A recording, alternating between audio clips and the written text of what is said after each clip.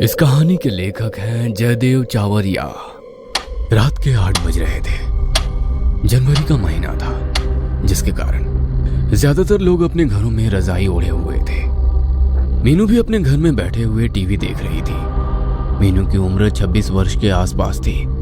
अभी मीनू आराम से टीवी पर सास बहू का नाटक देख रही थी। अचानक उसके फोन की रिंग बज उठी। फोन की रिंग बजते ही मीनू ने बुरा सा मुंह बनाया, जैसे मानो किसी ने उसको जबरदस्ती करेले का जूस मुंह में पिला दिया हो। उसने देखा फोन उसकी बेस्ट फ्रेंड पूजा का आ रहा था। मीनू ने जल्दी से फोन रिसीव किया। मीनू मीनू यार, जितना जल्दी हो सके मेरे घर आ जा। मेरे मम्मी पापा किसी शादी में गए हुए हैं और मुझे बार बार ऐसा लग रहा है जैसे मेरे घर में कोई है। यार तू कहीं पागल तो नहीं हो गई है? इतनी पढ़ी लिखी होकर भी अनपढ़ों वाली बात करती है। आज के जमाने में कोई भूत प्रेत नहीं होता है, ठीक है? पूजा की दहशत में डूबी हुई आवाज आई। मीनू, माँ कसम मुझे पूरे घर में पायल की आवाज आ रही है, जैसे मानो हमारे घर में कोई लड़की पायल पहनकर घूम रही हो। तू तो यार सच में पागल हो गई है। तभी दूसरी तरफ से पूजा की जोरदार चीख सुनाई दी। पूजा क्या हुआ? पूजा कुछ बोल क्यों नहीं रही? वह कई बार बोली पर फोन तो कट चुका था। मीनू ने जल्दी से पूजा को फोन मिलाया, पर पूजा का फोन बंद जा रहा था। मीनू की हालत बहुत खराब हो गई थी। सारा बदन पसीने पसीने हो गया था। अब मीनू को पूजा की बहुत चिंता हो रही थी। उसने जल्दी से टीवी बंद किया और अपनी कार की चाबी ली और अभी दरवाजे के पास पहुंची ही थी कि तभी पीछे से आवाज आई। बेटा मीनू, इतनी ठंड में इस समय कहाँ जा रही हो? मम्मी, अभी पूजा का फोन आया था। उसे अपने घर में डर लग रहा है, इसीलिए कह रही थी कि तू आजा थोड़ी देर के लिए, जब तक उसके मम्मी पापा नहीं आ जाते। ठीक है, पर जल्दी आ जाना। हाँ ठीक है मम्मी। मीनू जल्दी से अपनी कार में बैठी और कार को उड़ाती हुई ले गई। इस समय मीनू को यह डर सता रहा था कि कहीं पूजा को कुछ हो ना जाए। मीनू ने पूजा के घर के आगे अपनी कार रोकी और जल्दी से भागते हुए दरवाजे पर पहुंची। दरवाजे पर हाथ मारा तो दरवाजा खुलता चला गया। मीनू की सांस काफी तेजी से चल रही थी। मन में तरह तरह के विचार आ रहे थे। कांपते कदमों से मीनू ने गैलरी पार की। पूजा तुम कहाँ हो? पूजा देखो, मैं आ गई। पूरे घर में ऐसा सन्नाटा था जैसे किसी कब्रिस्तान में होता है। मीनू डरते डरते पूजा के कमरे की तरफ बढ़ी। मीनू ने जैसे ही पूजा के रूम में पैर रखा, तभी एकदम से रूम की लाइट चली गई, पर खिड़की से थोड़ा बहुत प्रकाश रूम के अंदर आ रहा था। शायद वो प्रकाश बाहर लगे खंभों पर लगी लाइट से आ रहा था। मीनू को ऐसा लगा मानो उसके जिस्म से जान निकल गई हो। मीनू का सारा जिस्म पसीने से नहा गया। रूम के अंदर इजी चेयर पर कोई बैठा हुआ था और इजी चेयर चर चर की आवाज कर रही थी, जो वातावरण को और भी डरावना बना रहा था। मीनू आहिस्ता आहिस्ता इजी चेयर की तरफ बढ़ी। अभी वो मुश्किल से 5 कदम की दूरी पर ही पहुंची थी कि किसी ने मीनू का दायां पैर पकड़ लिया। मीनू ने महसूस किया पकड़ने वाले के हाथ बर्फ की तरह ठंडे हैं। मीनू को पैर पर कुछ चिपचिपा सा महसूस हुआ। मीनू अपने स्थान पर खड़ी की खड़ी रह गई। आंखों में मौत का खौफ उसको साफ दिखाई दे रहा था। उसकी आवाज गले में कहीं अटक सी गई थी। मीनू ने हिम्मत करके अपना पैर छुड़वाया। जब पीछे मुड़कर नीचे देखा तो कोई भी नहीं था। अपने पीछे किसी को ना पाकर उसे ऐसा लगा जैसे उसकी सांस में सांस आई। फिर मीनू सीधी हुई तो क्या देखती है, इजी चेयर बिल्कुल खाली थी। अभी थोड़ी देर पहले इस पर कोई था, पर अब कोई नहीं है। मीनू को बहुत डर लग रहा था। उसने सोचा एक बार पूजा मिल जाए तो मैं इस मनहूस घर से निकल जाऊं। मीनू जल्दी से कमरे से बाहर निकलकर ड्राइंग रूम में आ गई। मीनू ने चारों तरफ देखा, पूरा ड्राइंग रूम खाली पड़ा है। यार क्या करूं अब? इसी सोच के साथ मीनू ने ड्राइंग रूम के बीचों बीच खड़ी होकर आवाज लगाई, पूजा। आवाज पूरे घर में गूंज उठी क्योंकि सारा घर खाली था। फिर अगले पल अचानक मेन डोर की बेल बज उठी। मीनू ने अपने फोन की टॉर्च ऑन की और मेन डोर की तरफ बढ़ी। डरते डरते मीनू मेन डोर के पास पहुंची और मेन डोर ओपन किया। तभी मीनू को ड्राइंग रूम से किसी लड़की के गुर्राने की आवाज सुनाई दी। मीनू ने फोन की टॉर्च ड्राइंग रूम की तरफ कर दी। सामने ड्राइंग रूम के बीचों बीच एक लड़की खड़ी थी जो ऊपर से नीचे तक सफेद कपड़े पहने हुए थी। मीनू ने जैसे ही उस लड़की को देखा, तो उसकी आंखें फटी की फटी रह गई। एकदम से उस लड़की ने मीनू की तरफ दौड़ लगा दी। मीनू जोर से चीखी और डर के मारे अपनी दोनों आंखें बंद कर ली। अगले ही पल किसी ने मेन डोर ओपन किया और उसमें से एक युवक अंदर आया। उसने देखा मीनू दीवार के सहारे खड़ी है। उस युवक ने मीनू को आवाज दी, मीनू तुम चीखी क्यों? जैसे ही मीनू ने उस युवक की आवाज सुनी तो उसकी जान में जान आई। हाँ, देव तुम कब आए? जब तुम चीखी तभी आया था। मैंने सोचा पता नहीं क्या हो गया। मीनू ने काफी देर बाद महसूस किया कि ड्राइंग रूम में लाइट आ चुकी है। देव, यहाँ ड्राइंग रूम के बीचों बीच एक लड़की खड़ी थी। दोनों हाथ खून से सने हुए थे। वो लड़की मेरी तरफ भाग कर आ रही थी, तभी डर के मारे मेरे मुंह से चीख निकल गई।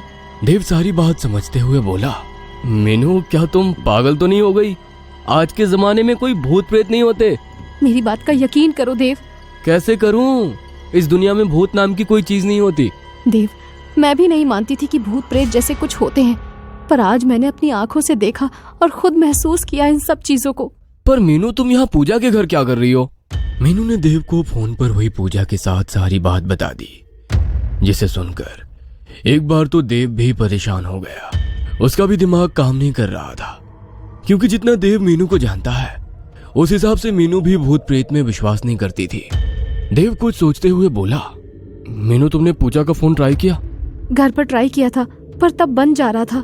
देव ने जल्दी से अपना फोन निकाला और पूजा के मम्मी पापा को फोन किया और यहाँ की सारी घटना बता दी। उसके बाद पूजा के मम्मी पापा शादी का प्रोग्राम बीच में ही छोड़कर अपने घर आने लगे। देव और मीनू दोनों ने मिलकर पूजा का पूरा घर छान मारा, पर पूजा का कोई नामो निशान ना मिला। मीनू, पूजा को पूरे घर में ढूंढ लिया पर वो नहीं मिली। मीनू भी सोच में पड़ गई, क्योंकि जब वो पूरे घर में नहीं मिली तो फिर वो कहाँ गई? हमें शायद पुलिस को फोन करना चाहिए। नहीं, अभी नहीं कर सकते, क्योंकि हम पुलिस से क्या कहेंगे? कोई भी हमारी बात पर यकीन ही नहीं करेगा। पर हमें कुछ तो करना ही होगा। क्या करे? सारा घर तो छान मारा। जहां तक मुझे पता है यहाँ एक बेसमेंट भी है। क्यों ना एक बार बेसमेंट में देख लिया जाए? अगले पल दोनों बेसमेंट के बाहर खड़े थे। पुनः एक बार देव ने पूजा का फोन नंबर मिलाया तो फोन की बेल बजने लगी। पूरे बेसमेंट में शमशान सा सन्नाटा फैला हुआ था, जिस कारण पूजा के फोन की रिंगटोन पूरे बेसमेंट में गूंज रही थी। रिंगटोन की आवाज नीचे बेसमेंट में से आ रही थी। अगले ही पल रिंगटोन बजनी बंद हो गई। देव ने मीनू की तरफ देखा, जैसे पूछ रहा हो कि नीचे चलने के लिए तैयार हो। मीनू के आगे कोई रास्ता नहीं था। वो अपनी बेस्ट फ्रेंड को ऐसे छोड़कर नहीं जा सकती थी। उसने नीचे जाने का फैसला किया। अगले ही पल दोनों बेसमेंट में दाखिल हुए। बेसमेंट काफी गंदा हो रखा था। सारा सामान यूं ही बिखरा पड़ा हुआ था। बेसमेंट में काफी अंधेरा हो रहा था। ऐसा लग रहा था जैसे बेसमेंट में एक जमाने से कोई नहीं आया होगा।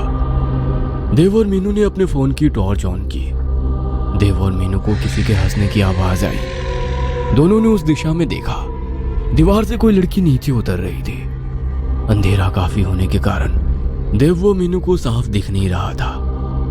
उसने सफेद कपड़े पहन रखे थे। हाथों से लगातार खून निकल रहा था। चेहरा साफ नहीं दिखाई दे रहा था। मीनू ने जल्दी से देव की बाजू पकड़ ली। देव, ये वही लड़की है जिसे मैंने ऊपर ड्राइंग रूम में देखा था। मीनू का सारा जिस्म सूखे पत्ते की तरह कांप रहा था। एक बार फिर आंखों में मौत का खौफ छा गया था। देव की भी हालत खराब हो रही थी, पर वो जानता था अगर इस समय खुद को ना संभाला तो कुछ भी हो सकता है। देव ने हिम्मत करके पूछा, कौन हो तुम? लड़की धीरे धीरे देव और मीनू की तरफ बढ़ रही थी, जैसे मानो पैरों में मेहंदी लगी हो। उस लड़की के हाथ से अब भी लगातार खून निकल रहा था। जैसे जैसे लड़की दोनों के करीब आ रही थी, वैसे वैसे दोनों को अपनी सांसें रुकती सी महसूस हो रही थी। देव ने फिर हिम्मत करके पूछा, कौन हो तुम? ये मेरा घर है, तुम सब मेरे घर से निकल जाओ। ये घर मेरी दोस्त पूजा का है। अगर 1 मिनट में तुम मेरे घर से नहीं गए तो अपनी मौत के खुद जिम्मेदार होगे। हम इस घर से कहीं नहीं जाएंगे। लड़की ने इस प्रकार दोनों हाथ उठाए जैसे कुछ कर रही हो। अगले ही पल एक लकड़ी की कुर्सी उड़ते हुए देव और मीनू के सिर पर जा लगी। दोनों नीचे फर्श पर जा गिरे। दोनों ने जैसे ही अपना अपना फोन उठाया, अगले ही पल एक तेज धार चाकू उड़ता हुआ सीधा देव के फोन वाले हाथ में लगा। चाकू देव के हाथ के आर पार हो गया। देव अपना हाथ पकड़कर तड़पने लगा। उसके हाथ से खून निकल रहा था। देव ने तड़पते हुए कहा, मीनू जल्दी से फोन की टॉर्च बंद करो। मीनू ने जल्दी से फोन की टॉर्च बंद की और देव का हाथ पकड़कर सीढ़ियों की तरफ भागी। देव हाथ में चाकू लगने के बावजूद भी लगातार भागे जा रहा था, क्योंकि उसे पता था बेसमेंट में एक पल भी रुकना अपनी मौत को न्योता देने के बराबर है। देव व मीनू को अपने पीछे सामान फेंकने की आवाज आ रही थी। दोनों में से एक ने भी पीछे मुड़कर देखने की कोशिश नहीं की। ऊपर आते ही दोनों को अपनी उड़ती हुई सांसों को काबू करने में 2 मिनट का समय लगा। अगले ही पल पूजा के घर के बाहर एक कार आकर रुकी। उस कार में कोई और नहीं बल्कि पूजा के मम्मी पापा थे। देव व मीनू भागते हुए कार के पास पहुंचे। प्रदीप और सीमा ने जब देखा कि देव के हाथों में एक चाकू आर पार हो रहा है तो उनके होश उड़ गए। देव बेटा, ये क्या हो गया? तुम्हारे हाथ में चाकू लगा है। ये सब किसने किया? अंकल और आंटी, मैं आपको सब बता दूंगा। आप पहले मेरी बात ध्यान से सुने। ये घर आपने कब लिया था? प्रदीप व सीमा दोनों एक दूसरे को देखने लग गए, जैसे एक दूसरे से पूछ रहे हो कि इन दोनों को सच बताया जाए या नहीं। अंकल और आंटी, आपके चेहरे देखकर कुछ ऐसा लग रहा है जरूर इसके पीछे कोई ना कोई राज छुपा हुआ है। बेटा, बात यह है, ये घर हमें बहुत कम दामों में मिला था। देव और मीनू दोनों चौंके बिना नहीं रह पाए। ये बात तो उस समय हमें भी समझ में नहीं आई थी। डीलर हमें इतना बड़ा घर इतना सस्ता क्यों दे रहा है? फिर तेरे अंकल ने डीलर से पूछा तो उसने बताया यहाँ का कोई भी व्यक्ति ये घर खरीदना नहीं चाहता, क्योंकि एक लड़की ने अपने परिवार के सभी लोगों को जान से मार दिया था। सबका गला काटा गया था। कहते हैं उस लड़की पर किसी भूत प्रेत का साया था। उसके बाद उस लड़की का क्या हुआ ये कोई नहीं जानता।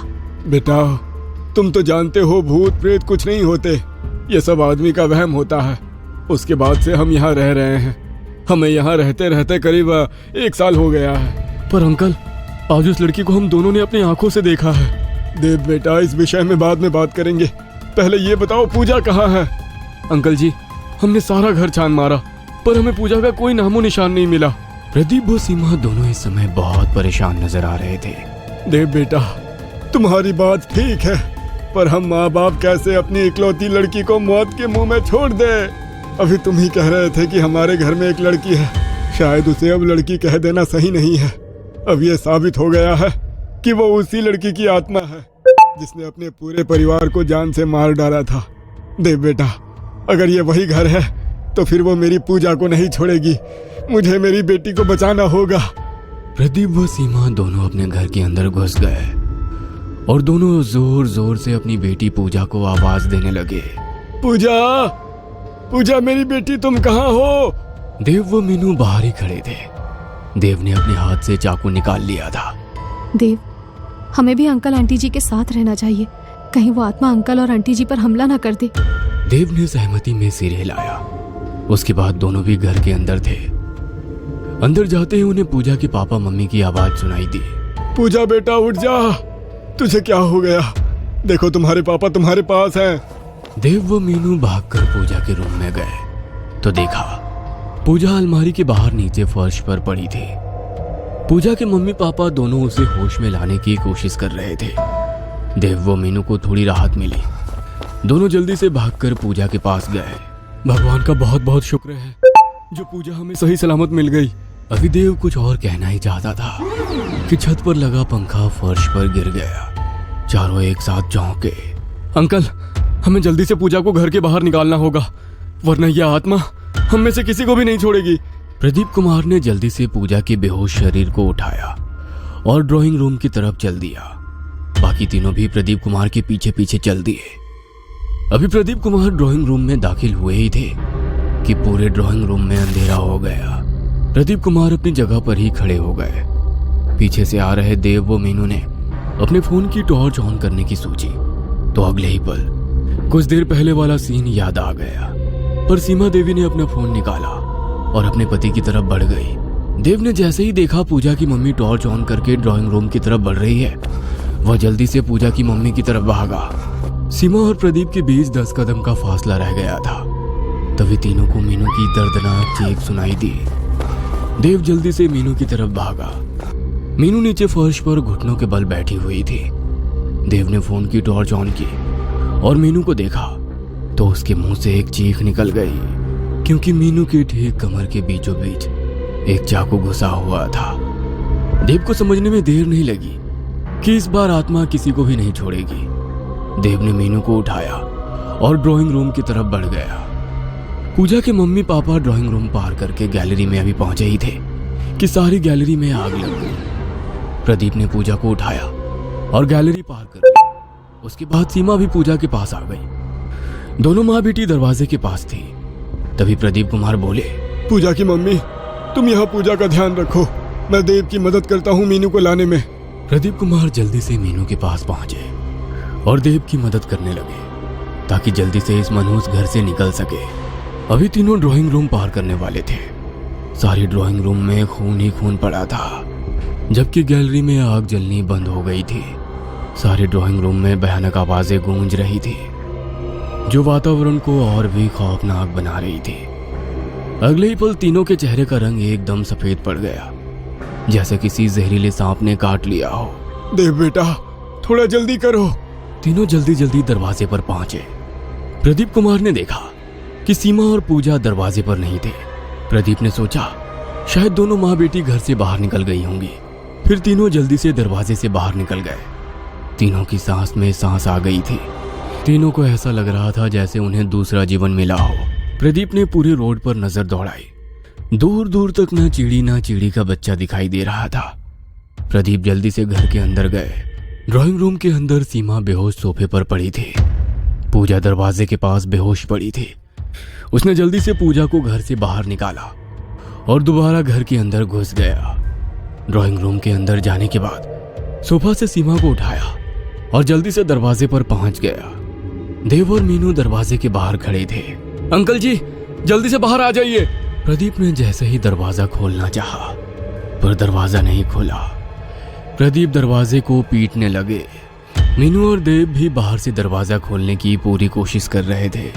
देव, अभी तक दरवाजा ठीक था, एकदम से अचानक कैसे जाम हो गया ये, जो खुल ही नहीं पा रहा है। तभी गैलरी में एक लड़की की आवाज गूंजी, ये मेरा घर है, जो भी मेरे घर में आएगा वो सीधा ऊपर जाएगा। अगले ही पल सारे घर में आग लग गई। सारा घर होलिका की तरह जलने लगा। 1 महीने बाद पूजा ने अपना पुराना घर, जहां उसके मम्मी पापा की डेथ हुई थी, वो घर हमेशा हमेशा के लिए छोड़ दिया था। पूजा का बहुत बुरा हाल हो गया था। अब पूजा एक फ्लैट में रहती थी। पूजा के पापा का खुद का बिजनेस था, जिसे अब पूजा खुद देख रही थी। पूजा मम्मी पापा के डेथ के बाद पूजा लगभग 10 दिन तक मीनू के घर रही थी। पूजा ने काफी मना किया था, पर मीनू के मम्मी पापा नहीं माने, क्योंकि पूजा के मम्मी पापा के सिवा उसका कोई नहीं था। कुछ एक रिश्तेदार थे, सब आए और चले गए। पूजा के साथ मीनू और उसका परिवार था, जो पूजा के इस बुरे समय में उसके साथ थे। देव ने भी काफी हद तक पूजा की संभलने में मदद की थी। पूजा के मम्मी पापा के डेथ के अगले दिन ही पुलिस आई थी। देव ने सब कुछ बता दिया था। पुलिस ने देव का बयान दर्ज करके फाइल बंद कर दी थी। देव और मीनू पूजा से मिलने अक्सर उसके फ्लैट पर जाते थे, ताकि वो अपने मम्मी पापा के दुख से बाहर निकल सके। 10 मार्च को पूजा का जन्मदिन था। वह जन्मदिन बिल्कुल भी नहीं मनाना चाहती थी, क्योंकि उसके मम्मी पापा को गुजरे 1 महीना बीत गया था। मीनू के मम्मी और पापा ने पूजा का जन्मदिन मनाने की बात कही, जिससे पूजा टाल नहीं सकी। सब लोग इसलिए पूजा का जन्मदिन मनाना चाहते थे ताकि पूजा को उसके मम्मी पापा की कमी महसूस ना हो। पूजा को कहीं ऐसा ना लगे कि वो इस दुनिया में अब अकेली है। रात के 8 बजे पूजा ने केक काटा और बारी बारी सबको थोड़ा थोड़ा केक खिलाया। केक काटते समय पूजा की आंखों में आंसू आ गए थे। शायद उसे अपनी मम्मी पापा की याद आ गई। 10 बजे तक सबने खूब नाच गाना किया। फिर 10:30 बजे सब लोग अपने अपने घर चले गए, केवल मीनू को छोड़कर, ताकि वो पूजा के साथ मिलकर उसका काम में हाथ बटा सके। पूजा सिंक में बर्तन धो रही थी और मीनू बर्तन को कपड़े से साफ कर रही थी। पूजा खुश दिखाई दे रही थी कि उसे मीनू जैसी दोस्त मिली, जो उसके बुरे समय में भी उसके साथ खड़ी है। पूजा के चेहरे पर खुशी थी कि इतने सारे लोग उसके लिए आए थे। मीनू यार, तुम और तुम्हारा परिवार कितना अच्छा है, जो मुझ जैसी लड़की को भी अपनी लड़की की तरह प्यार करते हैं। सच बोलूं तो मैं सोच ही रही थी कि मम्मी पापा के बाद जिंदगी कैसे काटूंगी, पर अब मुझे किसी बात का गम नहीं है। मेरी बहन, हम सब तेरे साथ हैं। इसी को तो दोस्ती कहते हैं। पूजा बातें करते करते बर्तन धो रही थी कि अचानक उसके मुंह से एक जोरदार चीख निकली। मीनू ने उसे पकड़कर झंझोड़ा। पूजा, पूजा क्या हो गया? तुम इतनी जोर से क्यों चीखी? पूजा ने अपने दोनों हाथ ऊपर किए, जिसे देखकर मीनू की भी चीख निकल गई, क्योंकि पूजा के दोनों हाथ खून से सने हुए थे। कोई नुकीली चीज बर्तन साफ करते समय चुभ गया था।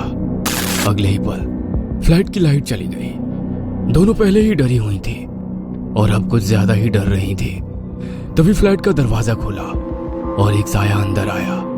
एक डरावनी आवाज उसके मुंह से निकली, आई एम बैक। हमें छोड़ दो प्लीज। हाँ, हमने तुम्हारा क्या बिगाड़ा है? हमें छोड़ दो। साया धीरे धीरे दोनों की तरफ बढ़ रहा था। उसके हाथ में 2 चाकू थे। पूजा और मीनू का दिमाग जैसे जाम हो गया। दोनों अपनी जगह से हिल भी नहीं पाए। अगले ही पल साया उनके बिल्कुल पास आ गया। उसने दोनों चाकू से पूजा और मीनू के पेट पर घोंप दिया। दोनों के मुंह से खौफनाक चीख निकली और दोनों नीचे फर्श पर गिर गई। अगले ही पल पूरा फ्लैट लाइट से जगमगा गया।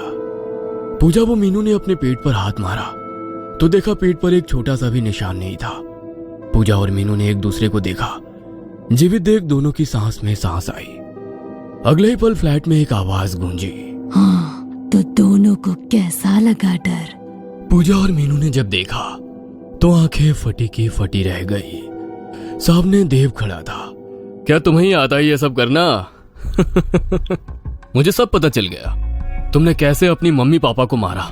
पूजा, पहले तुमने मीनू को फोन किया, उसके बाद तुमने मुझे यकीन दिलाया कि आत्मा सच में होती है, और सच में मुझे यकीन भी हो गया। तुमने अपनी मम्मी पापा को ऐसे मारा जैसे मानो किसी आत्मा ने उन्हें मारा हो। तुमने मुझे इस बात का गवाह बनाया ताकि मैं पुलिस को बता सकूं कि ये सब किसी आत्मा ने किया है। मुझे बस ये बात जाननी है कि तुमने क्यों अपने सगे माँ बाप को मारा। पूजा बोलो।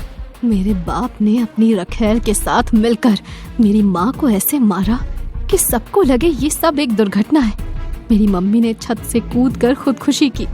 ये बात मेरे बाप ने साबित कर दी, क्योंकि जिस दिन मम्मी की डेथ हुई उस दिन मेरा बाप शहर में ही नहीं था। लेकिन पूजा, तुमने 3 साल का समय क्यों लिया ये सब करने के लिए? पूजा की आंखों में आंसू आ गए। बात दरअसल ये थी कि 2 महीने पहले रात 1 बज रहा था। मेरा बाप और वो रखेल दोनों आपस में बात कर रहे थे। मैं किचन में पानी पीने गई थी।